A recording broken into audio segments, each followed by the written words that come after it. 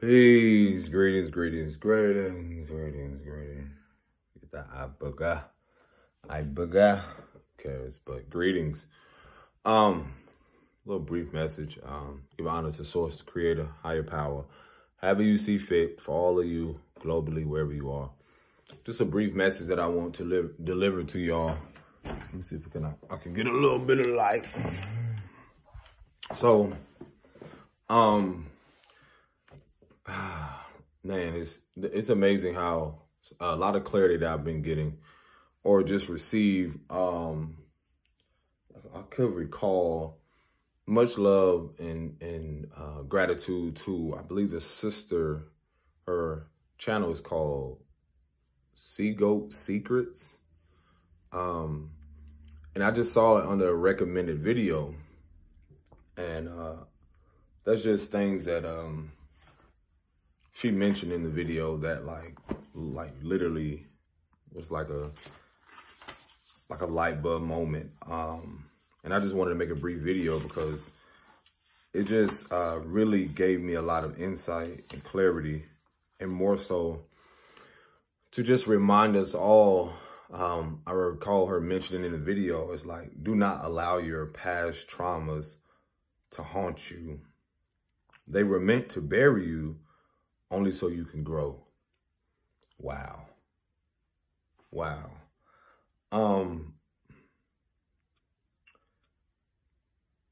Just from that, it was, and I'm sure a lot of us can relate, but just from my own experiences, my own unique experiences, how I felt like there was no hope. There was, where I didn't see light at the end of the tunnel. Where I felt like the world was against me. In my most darkest moments, when I felt like, whether, family, whomever, were against me in so many ways just because of the certain decisions. So when I heard that in the video, I was just like, whoa, because I know here with a lot of the transits and a lot of things that's happening, a lot of things that I've been talking about on my videos relate to a lot of my past traumas. And the challenge in that, because, again, a lot of centered around my art and creation has a lot to do with me maneuvering and navigating through my traumas the best way I knew how to try to find that peace again. So my message is to all of you who will see this, is that it's okay to accept and embrace your past trauma, but do not let it consume you in a way to where you don't see the light at the end of the tunnel, or you're not able to see past your current circumstances. And that was one of the most challenging things that I had to experience, is that to come to that awareness that I can embrace these things as they come, but they are a part of my roots. They are a part of my lessons. They are a part of who I am. And one thing also she mentioned is redefining oneself. And again, it can look different for everyone, but me sharing this message is can even correlate to like this masterpiece that I have here. Is like, it says peace of mind on the arm. And that was something that was one of the greatest challenges to get to where I am, because of so many things that were experiencing verbal abuse, experiencing, so many traumas related to that. And so that, me regaining that peace of mind, was a part of not allowing the past, the traumas and what I experienced in my childhood to consume me. So, that really struck a nerve, because it just helped me give gratitude to the versions of myself that I've gotten through, no matter what stones were thrown during that process. Because, people are going to talk, people are going to assume, people are going to even accuse and make up any stories, allegations, whatever. But no one knows the depths and this is the part also that I'm going to get to about what she also mentioned, which was so beautiful, is your scars are what make you beautiful. That right there, when I heard that, it really reminded me to embrace where I am on my path currently, and to remind all of you that your scars and who you are, your internal wounds that no one sees, that you only know the depths of and still are healing or trying to maneuver through, that's what makes you beautiful. That's what makes you divine. That's what makes you, you know, the beautiful rose that grew from the concrete, the lotus that grew from the mud, the seed that still has always been planted since your childhood that still is blossoming, the vines, the bugs, all the things that are a part of that growth. And it's like, literally, I want you to close your eyes and visualize yourself right now, even in your body, and just visualize, like, even, you know, all the things that have happened in your life. Visualize yourself as a flower, but not just a flower. You know, those of you that are going through, let's say, some type of, you could have went through some type of mental illness or disorder. Try to do your best to just breathe and literally see your thoughts as seeds and flowers, and then decide whether that seed is something that will grow into a weed, that you know that thought is not supposed to be there. And just visualize yourself like literally removing it. But the things that, again, see the thoughts or the things that come that elevate you on expanding and growing, you know, see that growing outwardly from your mind, and see your mind as a garden, and visualize, you know, a flower or flowers, whatever color, any color you can imagine, and just see that sprouting.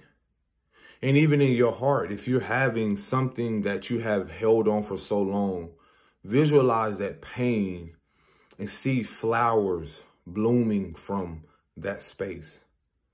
Wherever your trauma, whatever you have experienced, visualize yourself literally watering yourself now. Literally holding a jug, let's say it's a blue jug filled with water. And that water in itself never runs out. You know, because that water is the supply, or where it comes from God or source. And that water never runs out. So you're watering yourself. You're pouring into yourself no matter what. And so visualize, you know, wherever you have had things in your life, and literally see flowers growing from it. Literally what I'm showing is that see the beauty in your scars. The sister also mentioned that, you know, no one can duplicate authenticity. They can try to duplicate or copycat, but you are you specifically for a reason. Your authenticity in you being who you are, not trying to conform. Your individuality is who you are. That's what defines you. Not what anybody societally outside of what you have been told. Your individuality, who you are and what you came here to do. That's your birthright, to live in that, to accept that, to be that. In every moment, every second, however you want to see it, in every breath.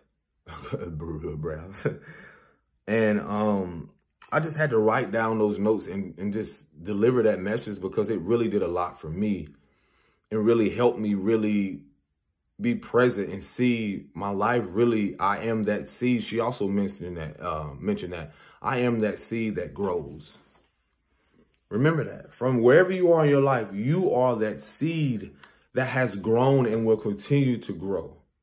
In your past, and this is how I related it, it's like your past are those roots, whether it be ancestrally or, you know, something that you are familiar with, even something that you felt like that may have passed on through your lineage. Those roots have their purpose. Those vines, all those things that make the forest grow. make the garden grow. Things that, you know, sometimes we don't even want there, but it still has its purpose. So remember that as much as, you know, you don't stay in the darkness, your roots are to remind you that which you come from. And then when you see whatever fruit or flowers or whatever is prospering from that, it's also to remind you to stay above ground. But also remember, you know, the roots are to remind you of the darkest moments. And you are that seed that grows. And remember, you know, you don't have to be ashamed or feel guilty for moving forward and growing in where you are. That's what makes you so attractive in every aspect of who you are, because your authenticity cannot be duplicated. Your authenticity cannot, no matter how much